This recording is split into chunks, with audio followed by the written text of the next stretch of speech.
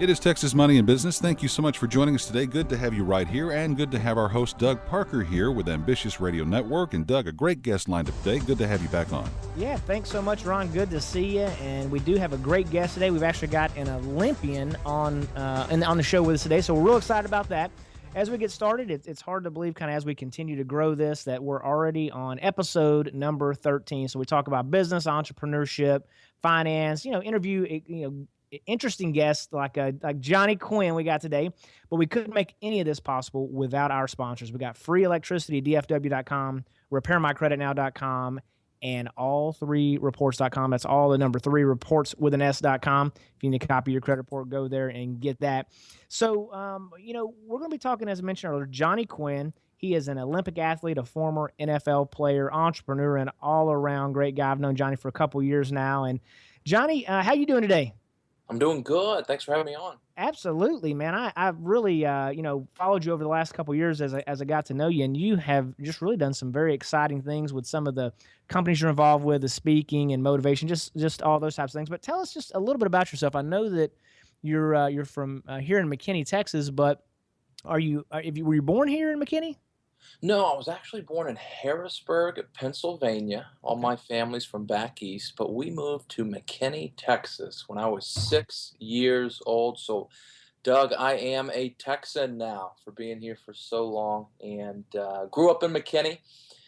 Went on to the University of North Texas on a football scholarship, and played football, ran track, and earned my degree in pre-law at UNT. And then embarked on a career in the NFL. That was my goal as a Texas high school football player. I think a lot of us, when you play Texas high school football, dream of one day playing in the NFL, and that came true as I signed my first contract with the Buffalo Bills in 2007. So bounced around the NFL for a little bit, Buffalo Bills, Green Bay Packers. Went on to the Canadian Football League, spent a year with the Saskatchewan Roughriders, blew my knee out in Canada, and my football career was over. And just like every Texas high school football player, I started bobsledding for the United States of America, right? Yeah, absolutely. So it's been a 4-year journey. Through bobsled, started in 2010, and in 2014 became a United States Olympian in the sport of bobsled. Man, that is very, very impressive. So now, what would that look like? I mean, a guy says, "Hey, I want to go be a bobsledder." I don't know why this is the craziest thing ever, probably, but when I think of bobsled, for some crazy reason, I think of Jamaicans. Maybe it's some movie or something, but that probably doesn't come naturally because I don't think they do a lot of that out there on the island. But with that being said, how in the world do you get into bobsledding? Where does that come from? Well, we watch a lot of Cool Runnings. That's that Jamaican bobsled team you're talking about. They made a movie about, but that was all I knew when bobsled came on my plate. After bouncing around the NFL, getting cut from 2 teams in the NFL, and then blowing my knee out in Canada, I just Doug, on paper for my agent, I was damaged goods, right? He couldn't he couldn't have a legitimate conversation with any professional football team about bringing me in. I just didn't look good on paper. 3 cuts and a blown out knee. I knew my childhood dream was over. And so my agent represented a bobsledder back in the day, and he said, "Hey, do you want to try bobsled?" And I kind of had that perplexed look. I'm like, wait, I grew up in Texas. There's no ice. Are you talking about the Jamaican team? Because that was my only reference from that movie. He goes, no, they look for former football players with a track background. Actually, Herschel Walker was the first NFL player to become a Winter Olympian. And there's actually only been 2 at this time when we were having this conversation. It was Herschel Walker and Jeremy Bloom, who transitioned from professional football to Winter Olympics. And when I heard Herschel Walker, I said, "Oh well, if Herschel did it, then how do we get started?" And so I have a conversation with this driver. They call them pilots. Bobsled pilots are their official name.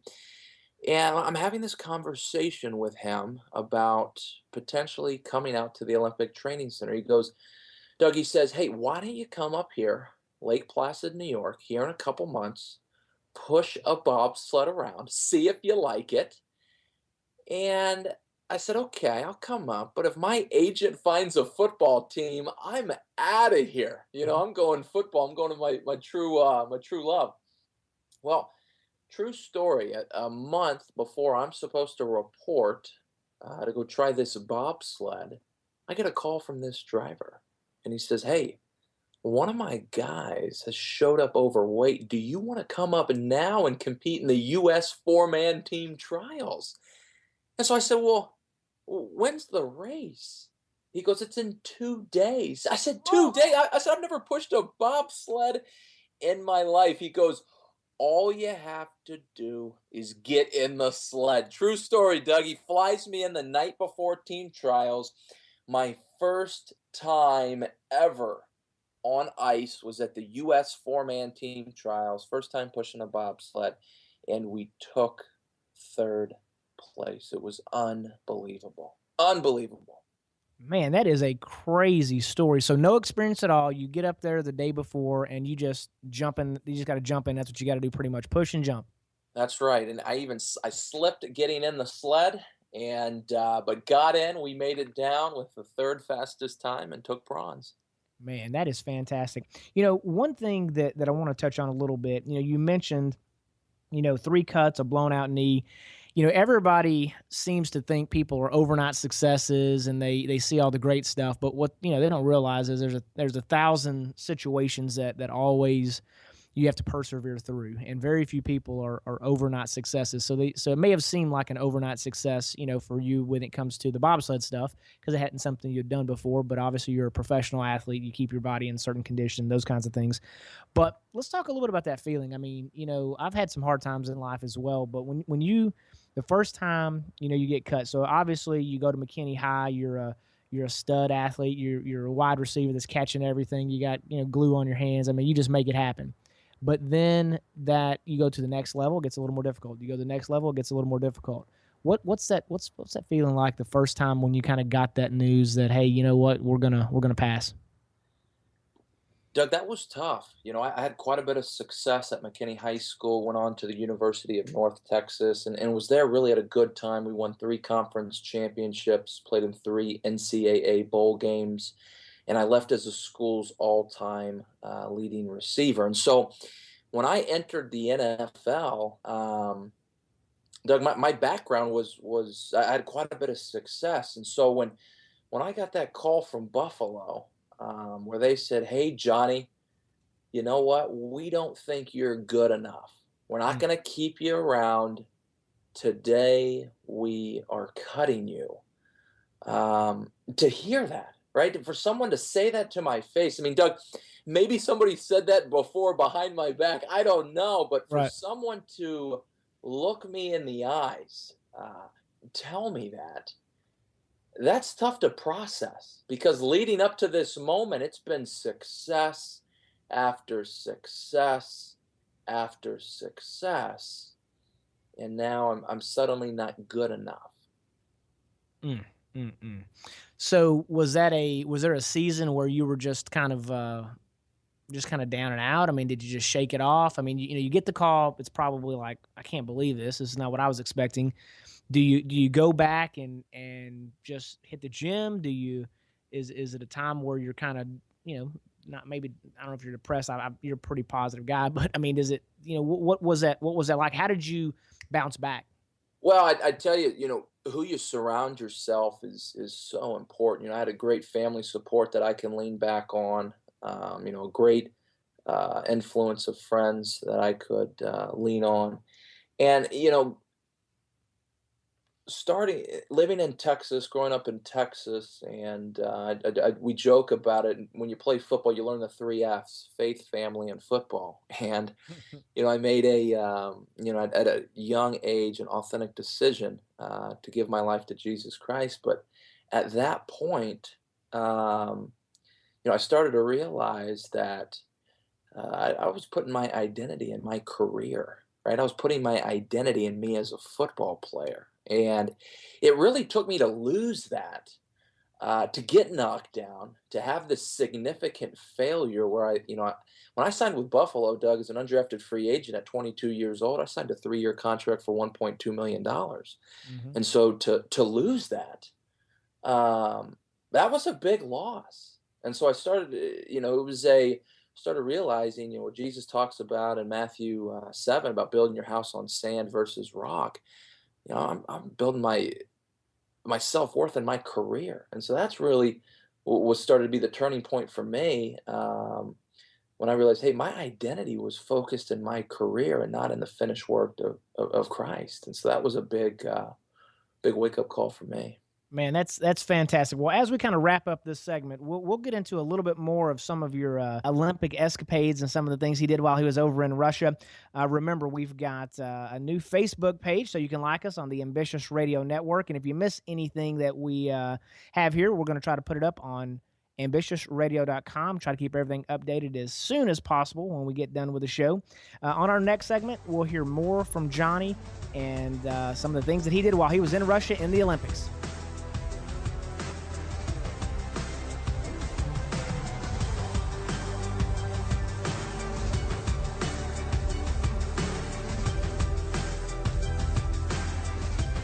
It is Texas Money and Business right here on KEXB, Experts in Business. Good to have you here.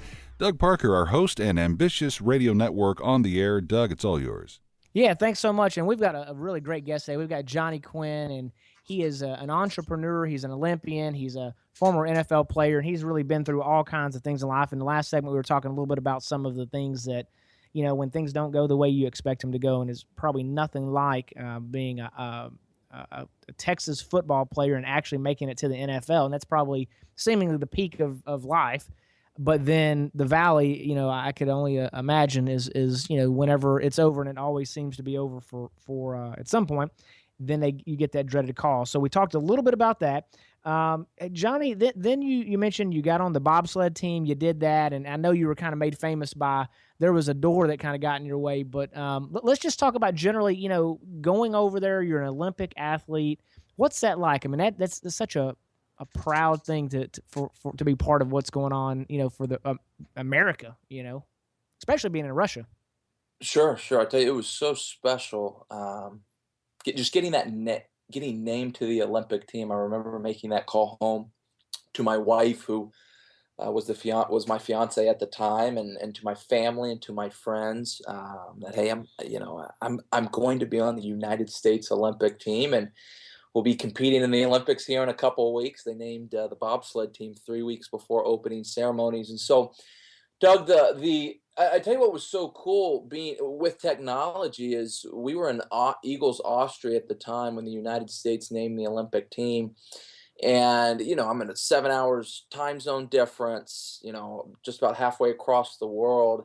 But with technology, I just started receiving so many positive and inspirational messages from, the city of McKinney, some of the other teams that I've been on, just a lot of rallying, a lot of support. And so that was really refreshing and encouraging to see. But, when we stepped on soil there in Russia, we got there about a week before opening ceremonies. And to see the Olympic rings and to be a part of something like that it's tough to put into words. And I remember getting ready for opening ceremonies. I mean, that's the big, kicks off the Olympics, the 17-day Olympic Games. And I remember putting on the red, white, and blue that Ralph Lauren outfitted us, and walking and opening ceremonies, hearing the announcers say the United States of America.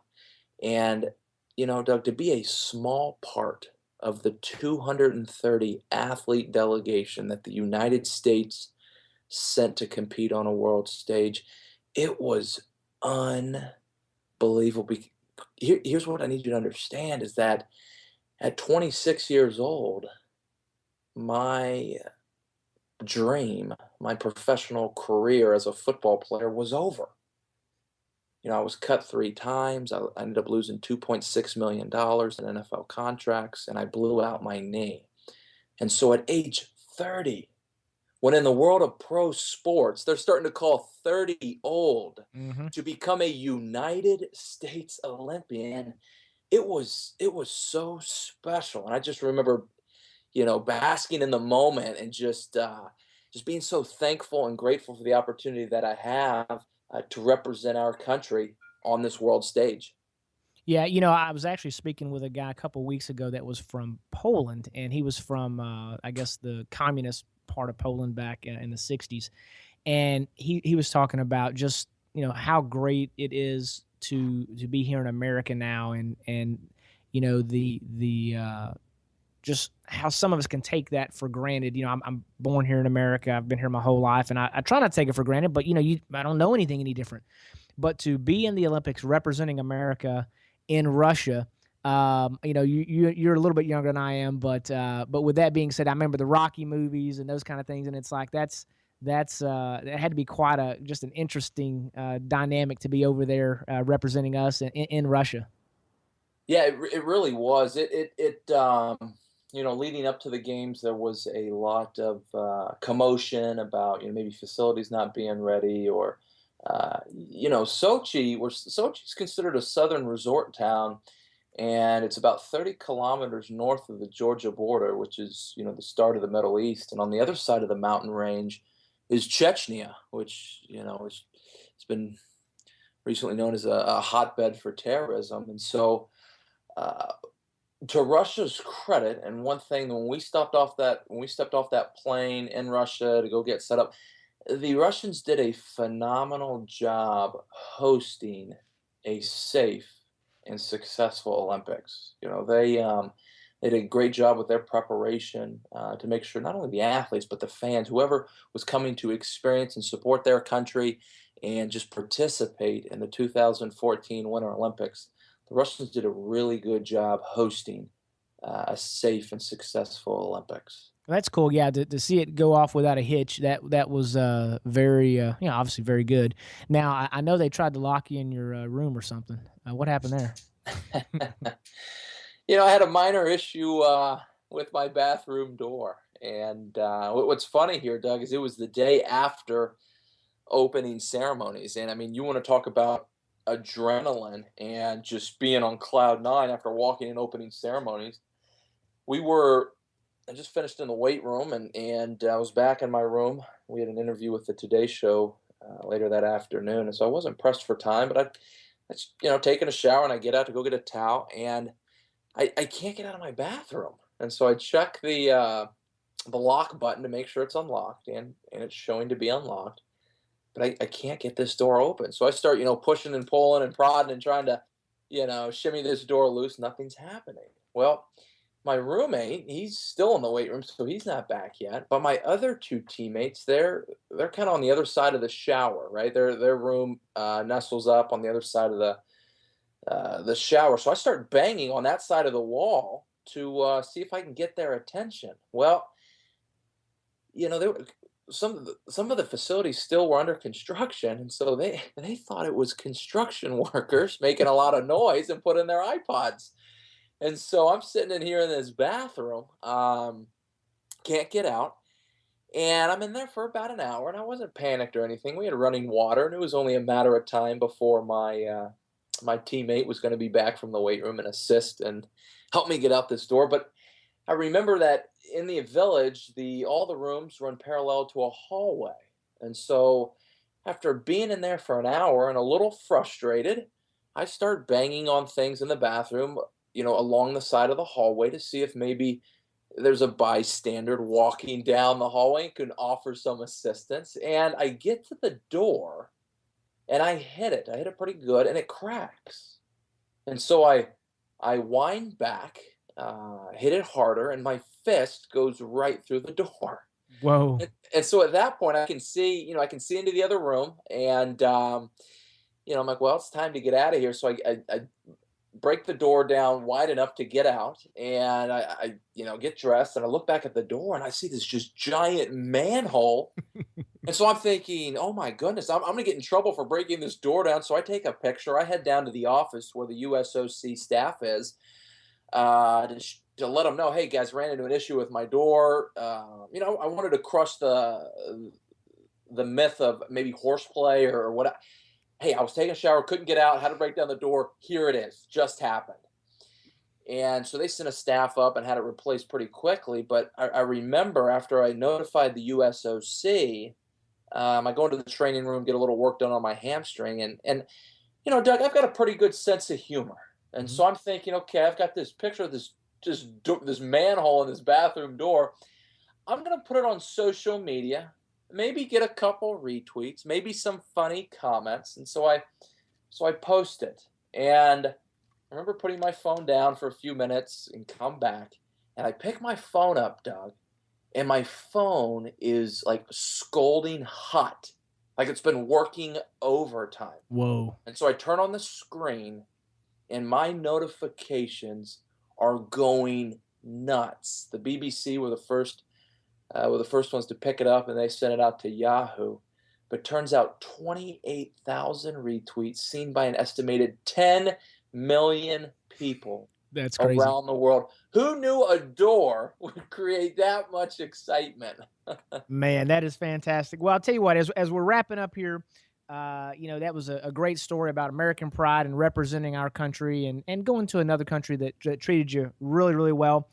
In our next segment, we're going to talk more about entrepreneurism and some of the things that you've done with your company, the Athlete Watch, and how some of the different athletes out there, how they're maybe not being recruited, and if you don't really know how that process works, you found a niche, you found something that needed some attention and made a business out of it. So it's a fantastic story.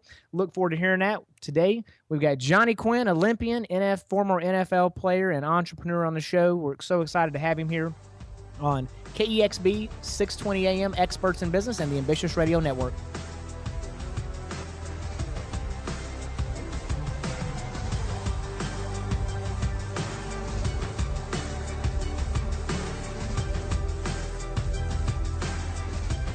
It is Texas Money and Business. So good to have you here on the show today. And, of course, Ambitious Radio Network underway with Doug Parker. Doug?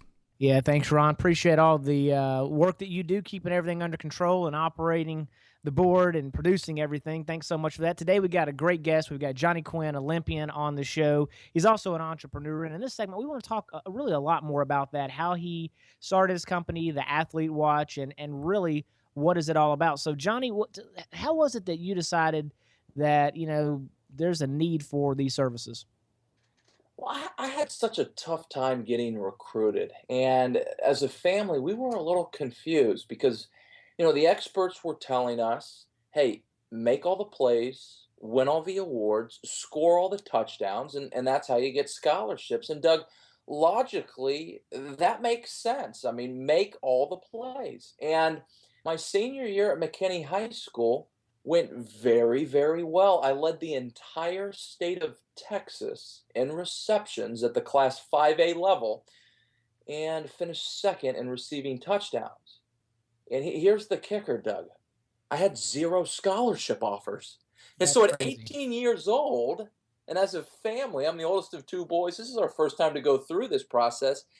We realized, hey, wait a second. There's something missing here because I have the game film, I have the touchdowns, I have these things that all the experts are telling me I need, but I have zero scholarship offers. And so we went out as a family and started to try to figure out, hey, what works and what doesn't. And at the end of the day, Doug, what we found out, and this is really our philosophy at the Athlete Watch, and really where everything's rooted, regardless of whatever sport you play, if you have the dream of competing at the next level, the college recruiting process essentially boils down to two things. When you get rid of all the junk, all the fluff, everybody's third party opinion, it really comes down to two basic factors. Number one, which current college coaches know about you. And number two, do they like you enough to offer a scholarship? And so if we can understand that is the foundation behind college recruiting, families can start to get proactive and start to get their name out. And that word like, do college coaches like you enough to offer a scholarship, that means, do you have the grades? Do you Yep. have the talent? Do you have the work ethic? Do you have the intangibles that they're looking for? And so when we figured this out as a family, instead of spending thousands of dollars and going with a traditional college recruiting service, we realized, hey, wait a second. A current college coach would rather hear from me, the 18-year-old, 17, 16-year-old student athlete, than some recruiter or third party. And so I finally found one scholarship offer to the University of North Texas 2 days before signing day. So talk about down to the wire. But here's where we knew we had something, Doug. When I was going through this process as a senior and just barely getting in, understanding what recruiting really boils down to, we took those same techniques and applied it to my younger brother, who was a sophomore at the time. He was a track and field athlete, where in track and field, as you well know, is tough to get scholarships. I mean, they're just limited compared to football and some of the other mainstream sports. Hmm. Well, my brother, who's a sophomore, who we all know, if you're a sophomore, you have to continue to grow, develop, and make plays. See, my family started being proactive. And by the time his senior year came around, he had scholarships on the table from Texas, Nebraska, and Arkansas, and ended up committing to the Arkansas Razorbacks during early signing period of his senior year. So talk about, Doug, two completely different stories under one roof, under the Quinn family and our four walls. We had two completely different college recruiting experiences because it boiled down to which current college coaches know about you and do they like you enough to offer a scholarship. And so that's why I founded the Athlete Watch. Well, and I tell you, it's real interesting. I want to spend just a little bit of time on this because the way that you and I met was I've got a daughter that's now running track over at Dallas Baptist University, and through that process, we didn't know you back then, and it's been a couple years, and we really didn't know what to expect. We didn't know any college coaches. We didn't have any process. We didn't know if she was she was pretty competitive. Her 4 year at all 4 years she was varsity athlete at a 6A school, and so we felt like she would probably be able to compete, but we didn't know if it was a D1, D2, D3 school. We just didn't know. And you are so right about a couple of things. Number one, do the coaches like you? And frankly, there was one school we went to that we really didn't like the coach. And it's like, that's for my daughter. That was a place where, wherever you're center, there's going to be a certain covering somebody's going to be looking out for. And there was a couple of other coaches that we really connected with. And that was a really tough deal because when they were recruiting, we really felt like they liked her. They really wanted her to go to school there. But had we not reached out, and we did it the old-fashioned way, probably like you did the first go-round, and like I said, I met you at the very tail end of that whole process.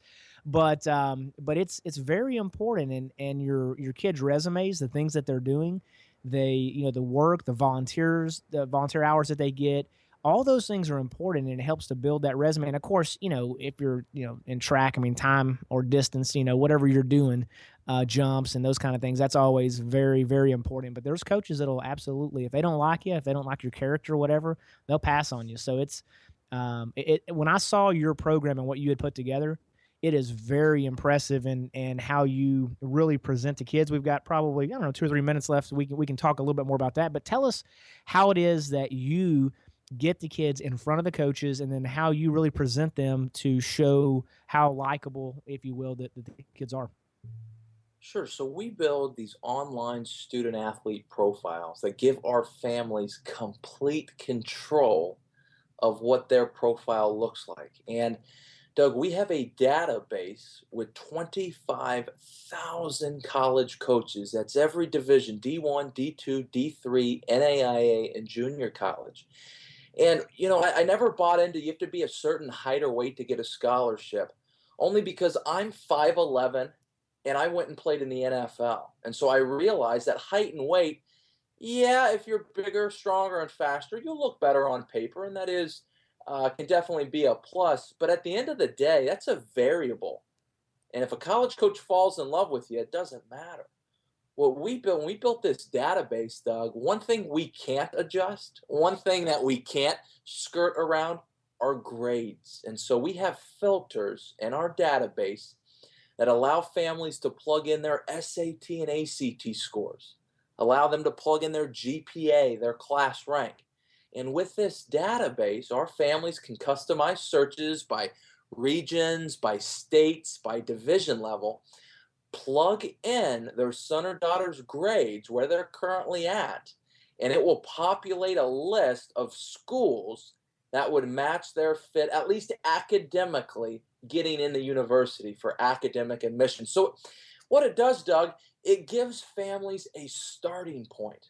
And that's what they want. They want to know, they don't want to spend 3 hours a night on Google trying to find college coaches' contact information.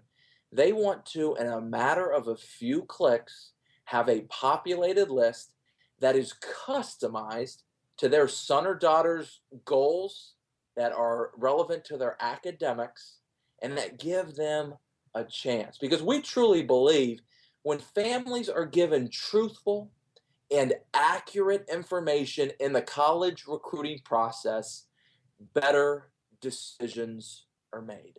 Well, I think that's a good place to leave off on this segment. Again, this is Doug Parker with Johnny Quinn on the Ambitious Radio Network. Johnny is a former NFL player and a U.S. Olympian.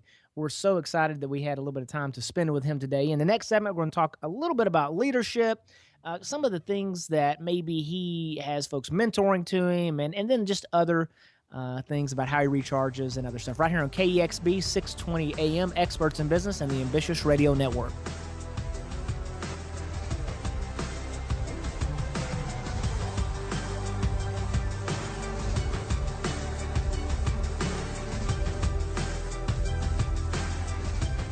Back in here on Texas Money and Business, Doug Parker, an Ambitious Radio Network, a great guest underway here. Doug, it's all yours. Absolutely. When we talk about Ambitious Radio Network, ambition, I can't think of anything that's more ambitious than going into the NFL and then through that process, things happen. And then all of a sudden, looks like maybe the athletic career is over. Then all of a sudden you're a United States Olympian. How much more ambitious can you get? So we got Johnny Quinn here with us today. Johnny, how are you doing? I'm doing great. Well, cool, man. Well, hey, I appreciate you carving out the time for us, and I know you're a very busy guy. You do all kinds of cool stuff. You've got your business with the athletes, with the kids, and it's called the Athlete Watch. That's correct. The Okay, athlete. fantastic. And then you do some public speaking where you go out and talk to people, motivate them, different things along those lines. So let me ask you this: through your business, I mean, you started it. When did you start the business? I started the Athlete Watch in 2010, Okay. but I started speaking to different businesses, schools, and organizations when I turned pro in 2007. And so I would do that in the off season, and then once returning home from the Olympics, my speaking circuit has just blown up, which has been great. It's something I enjoy, and I've been averaging over 100 events a year speaking at. Man, that is a whole bunch of events. So with that being said, talk about some of maybe the struggles. I mean, I all the time we hear about all these successes that people have, and we want to hear about those and we know about those, but it's really when people are down that the people that you thought were your friends, they stop being your friends, or some of those kind of things can happen. But during that process, were there any obstacles that you ran into, whether it be on the public speaking, getting that started and getting it ramped up, or even with the Athlete Watch that you were going through and you started something and it just took longer than you thought, or has it all just been peaches and cream and a cakewalk? No, I tell you, you're always proving yourself, and whether you're in business for yourself, that could be as an entrepreneur, if you're a public speaker. I mean, you're essentially in business for yourself, and I like that because there's not a cap, right? You're not capped at all, and you can dream big, but at the same time, there's big risks associated with it. And so I think some of the things that we did well early on is that we have always kept our revenues ahead of our expenses. Some of those things in Wall Street about taking on debt, and you got to leverage yourself, and there's good debt versus bad debt. We don't view it that way. The Bible says that the borrower was slave to the lender, Mm-hmm. and we have been debt free. And I think, Doug, really, that's been a big, big proponent into why I've been able to start a business, why I've been able to speak at different businesses across the nation. It's because we keep our revenues ahead of our debt, and if that means that we can't grow as fast as I would like to, that's okay. Yeah. And I think that's just been a big success for us, and a big, really, a shift in our mindset that if we can't afford it, we either not going to do it, or we're going to find a creative way to do it differently. Sure, sure. No, I think that is fantastic advice for any business. I see a lot of these people, they talk about how much money they're making or whatever, and it's all, balance sheet type stuff. It's not real money in the bank. And I'm a lot like you. I like to see how much money have we cashed, what's in the bank, and then what can we spend, and then you just keep those in line, and it really makes it pretty simple, to be honest with you, because it's when you start over leveraging that you can really get yourself into a bind. So talk about mentoring. So have you, over the years, have you had folks that have mentored to you? Or are there anybody that you're looking at right now, or CEOs, anybody you're following that you like to follow as a mentor? I tell you, there's a coach that really sticks out to me during my college career, and I've been around some very talented coaches, especially once I got to the NFL and with the United States Olympic Committee. But my track coach in college really stands out. My scholarship was in football, and my responsibility was with the football team. But I knew if I'm going to play in the NFL one day, I needed to get faster. And with football, especially at the Division I level, they, as a young freshman or sophomore in college, they're going to try to run you into the ground, right? They're building mental toughness, and Yep. they want to make sure you have it. And I remember my track coach coming along, because I'd have to do football practices in the morning, and then I'd go to the track and field facility in the afternoon. And they crush us in football, and it's only about a 6-hour turnaround until I have to return to the facility for track practice. And I remember how understanding my track coach was. Right, I remember him listening to the workouts and things I did in the morning. See, if he would have taken the mentality of, well, this is how we always do it here in track and field, and run me into the ground, Doug, I would have got hurt. I would have been overtrained. It wouldn't have worked out. But to have a coach, to have a mentor listen, to have a mentor weigh different variables, that contributed to how I solve problems, right? There's not a cookie cutter approach to everything. There's variables that you have to consider. And so I think the way he handled my situation during these pivotal years of my life, right? I'm 19, 20, 21 years old. Mm-hmm. I'm still, forming my thoughts, forming my opinions, understanding life, away from mom and dad, away from home. I'm kind of on my own. To have that kind of leadership, to have that understanding in my life, that was huge, and I draw to. But in this day, now that as a public speaker, as an entrepreneur, I'm an avid reader.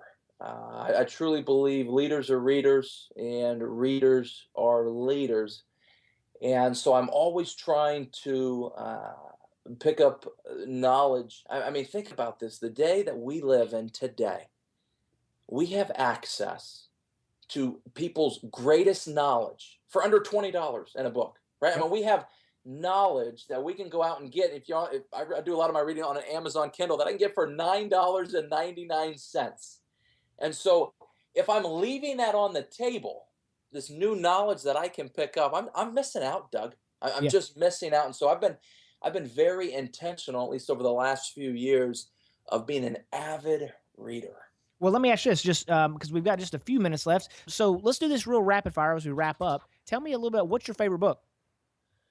The Compound Effect by Darren Hardy talks about the little decisions that you make every day will compound, and you're either going to reap a harvest, or there's going to be scarcity at the other side. And so here's the cool thing: you get to choose what you do. And so that's been a very profound and impactful book. Cool. All right. So what do you do to recharge?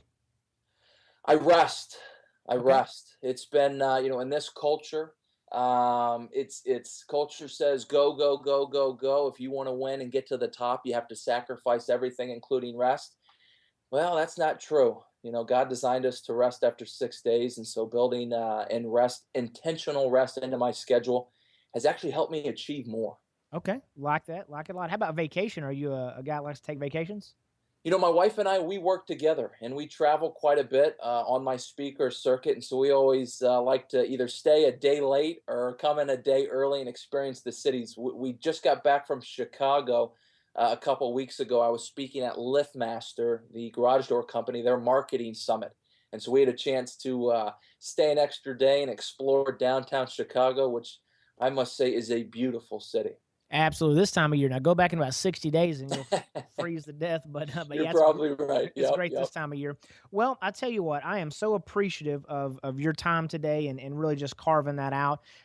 We've got Johnny Quinn here, former NFL athlete, a U.S. Olympian, founder and entrepreneur on the Athlete Watch, which is for kids that are looking to get scholarships and go compete at the collegiate level. Fantastic interview, great information, good stuff to walk away from. And one thing that we always like to add on our show is, from a credit standpoint, that's kind of my background. So we've gotten some folks that wanted some information as it relates to credit. So we're going to talk just very quickly today as it relates to if you've got an inaccuracy on your credit report, what do you do? And, the biggest thing is monitor your credit. Make sure you know what's on there at all times. With identity theft, there are things that can pop on and it may or may not be you at all. So you want to catch those things early. One of our sponsors is all3reports.com. That's all the number 3 reports with an s.com. So you can go get a copy of your report, check it out, make sure you know what's on there. And if you see something that's inaccurate, address it. RepairMyCreditNow.com is a company that can do some of that stuff for you. You can do things on your own, but if it becomes overwhelming, look up RepairMyCreditNow.com. And that's kind of how we're going to close out today. We do want to thank our sponsors at the Ambitious Radio Network. We could not do it without you. Want to thank, again, Johnny Quinn for being a guest today. We've also would like to thank freeelectricitydfw.com, all3reports.com, and repairmycreditnow.com.